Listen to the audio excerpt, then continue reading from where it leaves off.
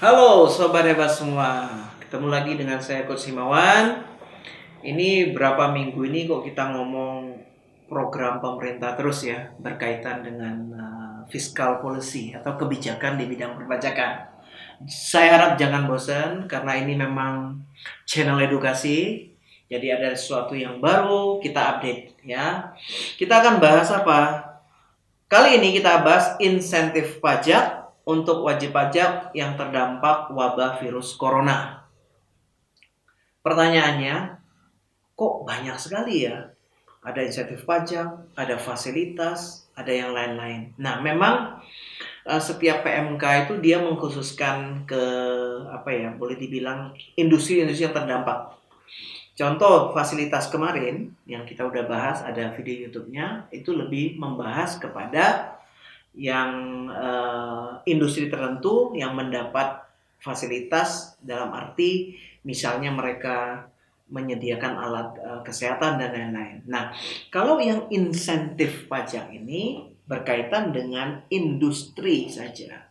Jadi bukan sektor dagang atau jasa yang memang terdampak sangat boleh dibilang serius karena adanya wabah COVID-19 ini. Ya, yuk. Apa saja ya? Kita bahas latar belakangnya biasa ya, karena ini bisa memperlambat ekonomi, maka secara signifikan ya perlu dibantu industri ya. Tujuannya adalah 4 insentif pajak ya karena terdampak COVID-19. Yang pertama adalah PPh 21 yang ditanggung pemerintah. Ya, nanti kita lihat sektor-sektornya. Kedua, pembebasan PPh import yaitu pasal 22, pengurangan PPh pasal 25 hingga 30%, dan yang keempat yaitu percepatan restitusi PPN. Ya, semuanya dalam timeline atau lini masa 6 bulan ya. Oke.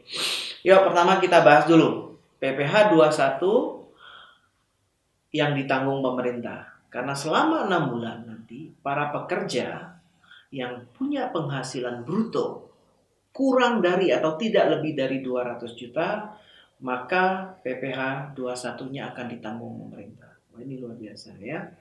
Yuk kita lihat kriterianya. Siapa saja? Yaitu pegawai dengan kriteria sebagai berikut. Pertama, menerima atau memperoleh penghasilan dari pemberi kerja atau perusahaan tempat mereka bekerja. A. Memiliki kode lapangan usaha atau KLU yang sesuai yang terdaftar lampiran A. Coba kita lihat di sini. Nah, contohnya ini ya. Contoh kita nggak bahas semua, ini banyak sekali. Contoh kegiatannya apa nih? Rumah potong, pengepakan, industri garam, industri pengasapan, pembekuan ikan ya. Banyak sekali. Contoh apalagi di sini ya, kalau Anda masuk lebih dari minyak goreng ya kan, minyak makan kelapa, minyak goreng kelapa, tepung, banyak sekali. Nah ini Anda bisa dapat nanti, saya akan kasih linknya atau Anda bisa download lah sendiri ya, PMK 23 tahun 2020 ya. Jadi industri KLU-nya Anda lihat di situ. Ya, kita lanjut. Kriteria kedua, bahwa pemberi kerja ini telah ditetapkan sebagai perusahaan KIT, yaitu kemudahan import tujuan ekspor. Pak, saya nggak termasuk perusahaan KIT. Ya, kalau begitu Anda tidak termasuk dalam delete ini ya. Tapi kalau Anda bilang bisa nggak pengajuan dan lain-lain, kata kuncinya memang harus nanti menerima surat keputusan Menteri Keuangan mengenai penetapan perusahaan Anda sebagai perusahaan KIT ini ya. Kalau Anda tanya apa sih perusahaan KIT? Tujuannya begini, perusahaan KIT itu adalah perusahaan yang mengelola atau bisa mereka membeli bahan baku dari luar dengan impor, bisa juga mungkin tidak ya, dikelola kemudian full tujuan untuk ekspor, kurang lebih gitu. Otomatis memiliki NPWP dan C, masa pajak yang bersangkutan menerima atau melalui penghasilan bruto bersifat tetap dan teratur ya, yang disetahunkan tidak lebih dari 200 juta. Nah, itu. Lanjut. Pemberian insentif ya, masih lanjut. PPh pasal 21 yang ditanggung pemerintah itu harus dibayarkan tunai. Ya, selanjutnya PPh 21 diberikan masa pajak sampai masa September, ya, kurang lebih total 6 bulan. Ini kurang lebih form-form yang perlu Anda lampirkan karena memang harus ada pemberitahuan, ya.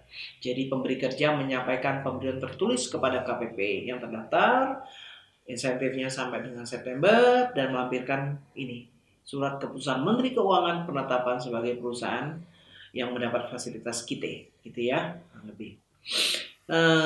Ini kurang lebih lampiran kewajiban pemberi kerja, ya, yaitu adalah laporan realisasi PPh 21 pasal 21 yang ditanggung. Ya, nanti Anda bisa lihat lebih detail di sini di PMK 23 itu sangat jelas, ya, tapi kurang lebih ini untuk memudahkan Anda, gitu ya. Kemudian teknisnya, ya, e-billing semua, ya, tentu harus dicap dengan keterangan khusus, yaitu PPh pasal 2 ditanggung pemerintah ex PMK 23. Hampir semua fasilitas pajak, insentif pajak, e-billing, dan hal-hal dokumen yang terkait itu pasti Anda harus cantumkan keterangan khusus. Ya, yuk kita lanjut. Nah, ini mengenai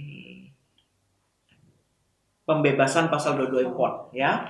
Pasal 22 import juga selama 6 bulan, yaitu penerima insentifnya siapa? Yaitu perusahaan yang memiliki KLU yang tercantum dalam lampiran F. Nah, lampiran F itu di sini salah satunya, ya. Ada di PMK 23. Siapa saja? Misalnya minyak goreng kelapa sawit. Nah, ini teman-teman yang mengelola kelapa sawit, ya. Pengelolaan susu bubuk, susu kental, pabrik roti, ya, dan lain-lain. Anda bisa baca semua, ya, yang termasuk di KLU ini. Ini panjang sekali, kita nggak perlu baca semua, nanti Anda bisa lihat sendiri, ya. Nah, kita balik lagi. Nah, dengan demikian, syarat yang lain hampir sama, yaitu Anda harus ditetapkan sebagai perusahaan KITE. Kemudian khusus untuk yang pasal import, PPh pasal 22 import ini, Anda harus menyampaikan SKB. Nah, syarat SKB-nya seperti apa? Nah, seperti ini, ya. Ini hampir pengalaman saya kemarin, termasuk yang fasilitas itu, ya. SKB Anda bisa ajukan nanti secara online, ya, karena sekarang sudah ada kolom khusus di online itu KSKP, ya, kalau nggak salah. Itu nanti Anda masuk ke situ, Anda bisa ajukan. Ya, terus ini juga Anda harus ada laporan realisasi pembebasan PPh pasal 22 import, ya. Masanya kembali lagi selama 6 bulan, ya. Oke. Ya, ini yang terakhir, bukan yang terakhir, ya. Nah, ada 2 poin. Pengurangan PPh pasal 25, ya, sebesar 30% selama 6 bulan, ya. Sama kriterianya khusus untuk KLU yang lampiran F, ya. Jadi kita nggak usah buka lagi. Cuma yang ini yang luar biasanya, Anda harus memberitahukan pengurangan sebesar 30% angsuran PPh pasal 25 yang seharusnya terutang. Bisa 30%, lumayan. Ya, ini suratnya yang harus Anda ajukan, yaitu pemanfaatan insentif. Oh, sorry, ini lampiran yang beda, ya. Oh ya, ini pasal 22-nya yang sini, pasal 25-nya, yaitu menyampaikan laporan realisasi besarnya angsuran pasal 25. Sama, masanya 6 bulan, ya.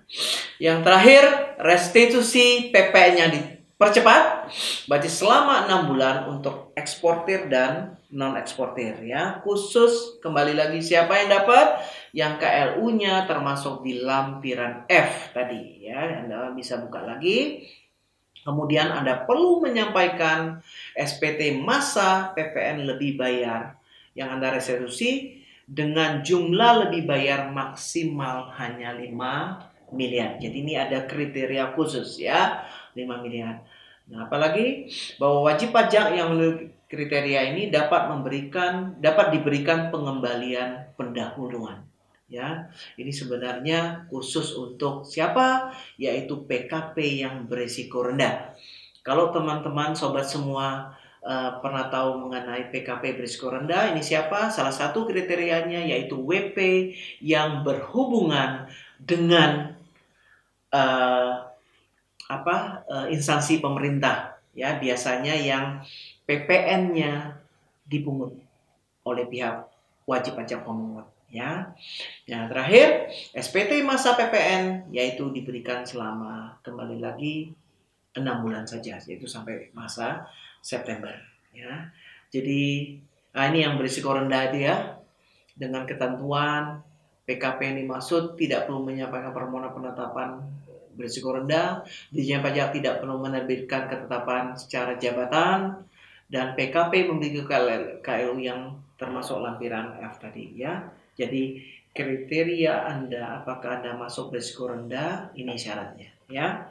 Jadi itu kesimpulannya. Jadi fasilitas pajak yang Anda akan bukan fasilitas, maaf, insentif pajak yang terkait dengan PMK 23 ini, PMK 23 ini memang sangat-sangat kalau kita bilang subjek pajaknya itu memang dibatasi untuk industri tertentu. Intinya Anda bisa lihat lagi apakah Anda termasuk di dalamnya, masuk industri yang di lampiran A atau yang di lampiran F. Jika Anda tidak masuk di situ, ya Anda tidak bisa memanfaatkan insentif PMK 23, tapi Anda bisa masih termasuk memanfaatkan